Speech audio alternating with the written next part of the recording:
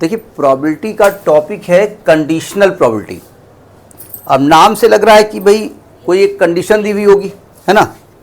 तो जैसे मान लीजिए एस एक सैंपल स्पेस है। एस क्या है? सैंपल स्पेस है और उसमें ई और एफ दो इवेंट्स हैं, ठीक है। और इन्होंने कहा, ज़रा ध्यान से सुनिएगा, इन्होंने कहा कि आप एक काम करिए, प्रोबेबिलिटी ऑफ ई निकालिए और दिया है कि एफ इज ऑलरेडी हैपेंड, पहले हो चुकी है, ऑलरेडी हैपेंड, मतलब ये कंडीशन पहले से दे दी गई है कि भाई ये हो चुकी है। इसका मतलब देखिए दो चीज़ें, भाई प्रोबेबिलिटी ऑफ ई निकालिए, एफ ऑलरेडी हैपेंड, तो इसका मतलब दोनों इसी सैंपल स्पेस से ली गई होंगी ना, नहीं समझे भाई। अगर आप प्रोबेबिलिटी हमारे किसी करैक्टर की निकाल रहे हैं, हमारे किसी गुण की निकाल रहे हैं, ठीक है, और आप एग्जाम्पल किसी और को दे रहे हैं कि भाई वाजपेयी जी अच्छा पढ़ाएं जबकि सड़क से ऑटो गुजर रहा हो, तो हम उससे वाजपेयी से क्या मतलब है, नहीं समझे। तो जो ई और एफ है ना वो ऑलरेडी इसी सैंपल स्पेस से हैं। तो कहते हैं अगर प्रोबेबिलिटी ऑफ ई निकालना है जबकि एफ ऑलरेडी हैपेंड, तो लिखा जाता है probability of E upon F. ये लिखने का तरीका होता है, मतलब ई की प्रोबेबिलिटी जब एफ ऑलरेडी हैपेंड हो, ठीक है। तो इसका जो फार्मूला होता है probability of E intersection F upon probability of F. समझ में आई बात, नहीं आई? अब एक बढ़िया सी चीज़ यहाँ पर क्लियर होने वाली है। देखो probability of E intersection F को अगर प्रोबेबिलिटी की डेफिनेशन दें तो क्या मैं number of E intersection F upon number of sample space लिख सकता हूँ प्रोबेबिलिटी की डेफिनेशन के हिसाब से, और प्रोबेबिलिटी ऑफ एफ को number of F upon number of sample space लिख सकता हूँ। क्यों?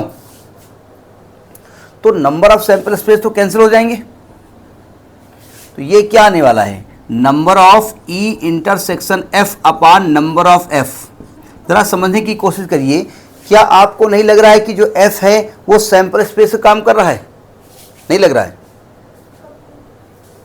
भाई। जैसे probability of event upon probability of number of event upon number of S लिखते थे ना आप, तो यानी यूं समझिए कि एफ ऑलरेडी हैपेंड है, तो इसका मतलब ई के लिए जो सैंपल स्पेस का काम करता है वो एफ करता है। समझ में बात आई कि नहीं आई? लेकिन इसके लिए कंडीशन है कि प्रोबेबिलिटी ऑफ जो एफ है ना वो जीरो नहीं होनी चाहिए। ऐसा ना हो कि एफ की प्रोबेबिलिटी जीरो हो, पता चला वो घटना हो ही नहीं सकती, इम्पॉसिबल इवेंट है, तो ये नहीं चलेगा, ठीक है। तो पहला फॉर्मूला समझ में आ गया। या इसको उल्टा अगर लिखना हो कि प्रोबेबिलिटी ऑफ एफ निकालो जबकि ई ऑलरेडी हैपेंड हो, तो फॉर्मूला क्या लिखा जाएगा, probability of E intersection F upon probability of E, जो ऑलरेडी हैपेंड है वो यहाँ लिखा जाता है। देखो इसको ई इंटरसेक्शन एफ लिखो चाहे एफ इंटरसेक्शन ई लिखो, बात वही है। अगर मैं ऐसे लिखूँ डायरेक्ट तो लिखेंगे number of F intersection E upon number of sample space upon number of E upon number of sample space. N S cut जाएगा तो आएगा number of F intersection E upon number of E. समझ में बात आ गई? तो इसको कहा जाता है कंडीशनल प्रोबेबिलिटी ऑफ ई, कहते हैं E when F already happened, E upon F, और ये conditional probability of F when E already happened. Note कर लिया इसको। अब जरा एक आध एग्जाम्पल देख लेते हैं, बस इसमें समझने की चीज़ है। देखो प्रोबेबिलिटी केवल समझने की चीज़ है, ये कह क्या रहा है। अगर आपको ये मालूम हो जाए ये कह क्या रहा है, ठीक है, तो समझ लीजिए कि आप राजा बेटा हो गए। अगर ये ना समझ पाए कह क्या रहा है, जैसे मैंने एक एग्जाम्पल लिखा, मैं एक एग्जाम्पल ले रहा हूँ। हमने कहा सपोज करिएगा 3 coins are tossed, 3 coins tossed किए गए, ठीक है। तो 3 कॉइन को टॉस करने पर सैंपल स्पेस कितना आने वाला है, क्या आने वाला है? तो सैंपल स्पेस आप जानते हैं कि हेड हेड हेड आएगा, हेड हेड टेल आएगा, हेड टेल हेड आएगा, हेड टेल टेल आएगा, टेल हेड हेड आएगा, टेल हेड टेल आएगा, टेल टेल हेड आएगा और टेल टेल टेल आएगा। सही कह रहा हूँ मैं? 1 2 3 4 5 6 7 8 ये सैंपल स्पेस हो सकता है। ठीक है, हमने 2 इवेंट लिखी, हमने ई लिखा कि एटलीस्ट 2 हेड्स अपीयर। ई जो है ना वो है एटलीस्ट 2 हेड्स अपीयर। इसका मतलब क्या कहना चाहते हैं हम कि कम से कम 2 हेड अपीयर हो, मतलब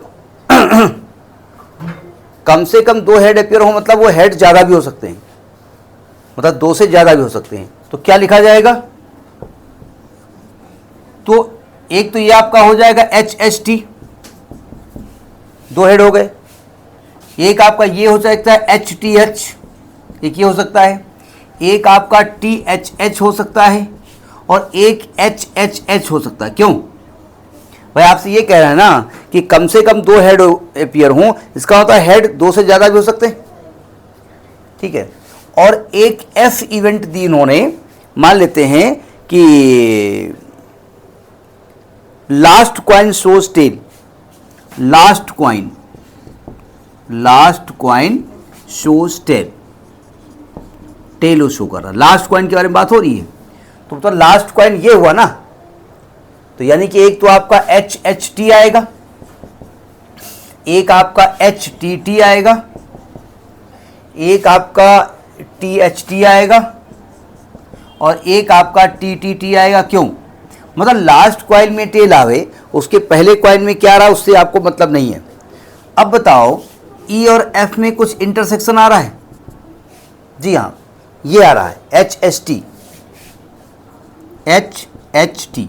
समझ में बात आई नहीं आई? अगर मैं आपसे कहूं कि प्रोबेबिलिटी ऑफ E निकालिए व्हेन F ऑलरेडी हैपेंड, मतलब E की प्रोबेबिलिटी निकालनी है जबकि F ऑलरेडी हैपेंड है, तो फॉर्मूला क्या होता है? होता है probability of E intersection F upon probability of F। समझ में आई बात नहीं है फॉर्मूला? मतलब क्वेश्चन पकड़ में आया ना? ये लैंग्वेज भी आपसे कह सकते हैं।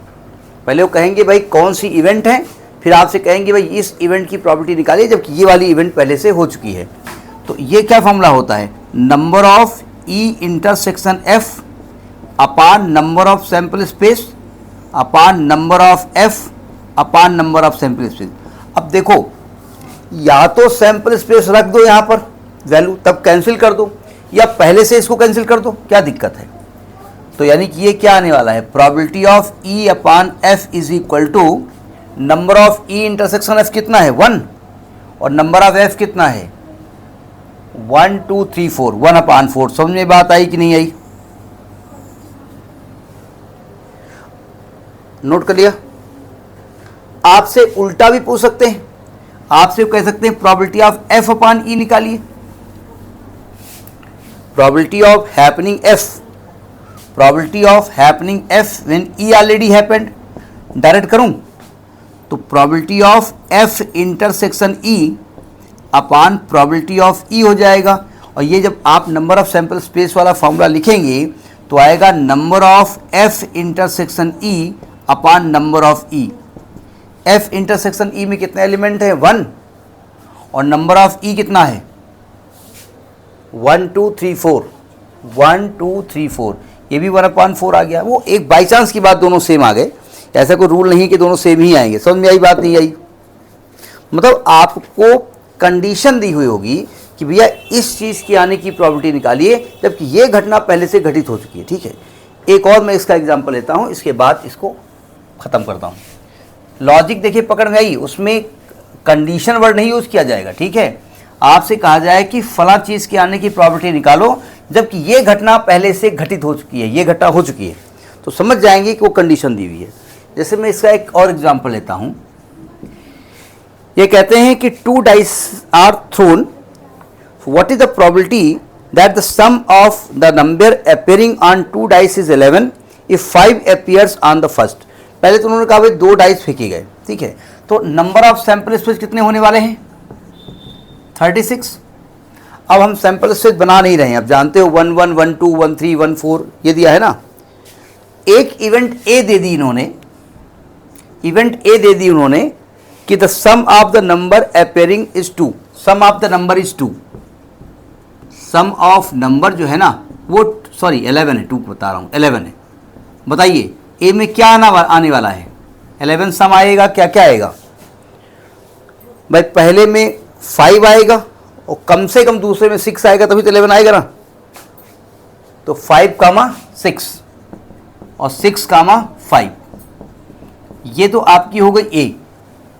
और दूसरा दिया है कि 5 अपीयर्स ऑन द फर्स्ट, मतलब जो बी है ना वो कह रहा है 5 अपीयर्स ऑन द फर्स्ट,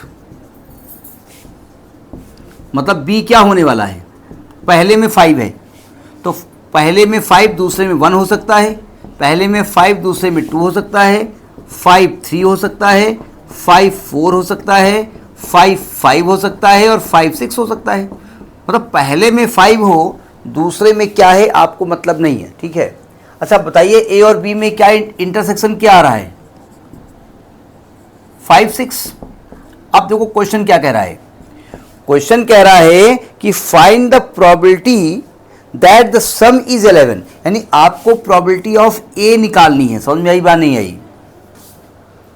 और जबकि गिवन है कि 5 अपीयर्स ऑन द सेकेंड, ध्यान रखिए कि ये किसकी प्रोबेबिलिटी निकालनी है। तो फॉर्मूला क्या होता है? Probability of A intersection B upon probability of B. और प्रोबेबिलिटी की जो क्लासिकल डेफिनेशन है वो क्या है? Number of A intersection B upon number of sample space upon number of B upon number of sample space. अब ये cut जाएगा और ए इंटरसेक्शन बी में कितने एलिमेंट हैं? 1। और बी में कितने एलिमेंट हैं? 1 2 3 6, तो 1/6 आ गया। समझ में आई बात नहीं आई? अच्छा अगर आपसे वो कहते कि आप प्रोबेबिलिटी निकालिए कि पहले में 5 आवे जबकि दोनों का सम 11 गिवन है, नहीं कह सकते हैं आपसे कि पहले डाई में 5 आने की प्रोबेबिलिटी निकालिए जबकि गिवन कंडीशन है कि दोनों का सम 11 हो, तो बी अपान ए हो जाएगा। तो फॉर्मूला क्या आने वाला है? प्रोबेबिलिटी ऑफ ए, अब चाहे आप ए इंटरसेक्शन बी लिखो और चाहे आप बी इंटरसेक्शन ए लिखो, value will be the same. तो probability of B intersection A upon probability of A, इसको डायरेक्ट करें तो ये number of B intersection A upon number of A हो जाएगा, नहीं हो जाएगा? एस कट जाएगा ना इस प्रकार से। और बी इंटरसेक्शन ए में कितने एलिमेंट है? 1, और ए में कितने एलिमेंट है? 2, तो 1/2 हो जाएगी। समझ में बात आई नहीं आई? तो इसको कहा जाता है कंडीशनल प्रोबेबिलिटी।